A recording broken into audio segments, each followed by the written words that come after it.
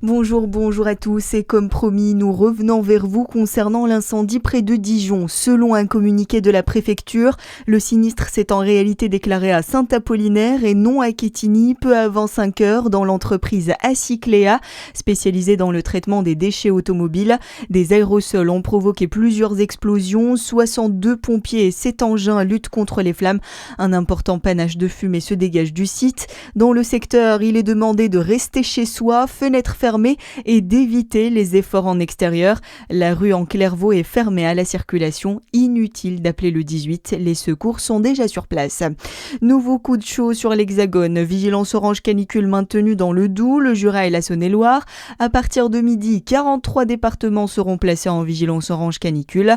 En plus du sud-est déjà concerné par les fortes chaleurs depuis plusieurs semaines, l'ouest du pays bascule à son tour dans la fournaise, du Finistère à l'Allier, la Corrèze. Une nouvelle vague de forte chaleur prévue toute cette semaine et qui sera tout aussi éprouvante que les précédentes entre mai et juillet, selon le météorologue Gaël Musquet. En termes d'intensité, on se rapproche à peu près de ce qu'on en a eu comme vague de chaleur. Sachant que elle est particulière celle-là parce que dans le sud-est, les départements du Var, par exemple, et des Bouches-du-Rhône n'ont pas connu de répit, eux. Donc c'est cette quatrième vague de chaleur canicule qui se poursuit sur un cinquième épisode, là où dans le nord du pays on avait été plutôt épargné. D'ici à vendredi, on devrait atteindre cette fois-ci des maximales autour des 40 degrés sur pratiquement l'intégralité du territoire. La période juin-juillet a déjà été la plus chaude jamais enregistrée en France selon Copernicus. Conséquence, 70% de la France est concernée par des restrictions d'eau et notre région n'est pas épargnée. Le ministère de la Transition écologique évoque 67 départements en situation de crise, dont la Côte d'Or, le Doubs et le Jura, et 21 en alerte renforcée, notamment la Saône-et-Loire.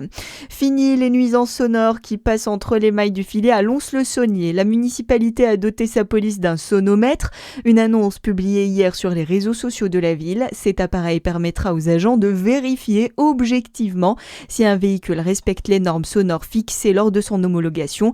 Mais attention, la mairie insiste, la mesure au sonomètre n'est pas une obligation pour sanctionner.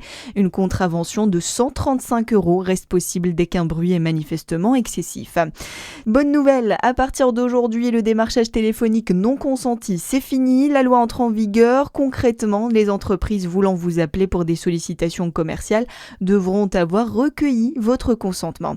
Et puis le DFCO perd son buteur. L'attaquant Julien Dominguez quitte officiellement le club bourguignon pour rejoindre l'Arabie Saoudite et le club d'Al-Khouloud.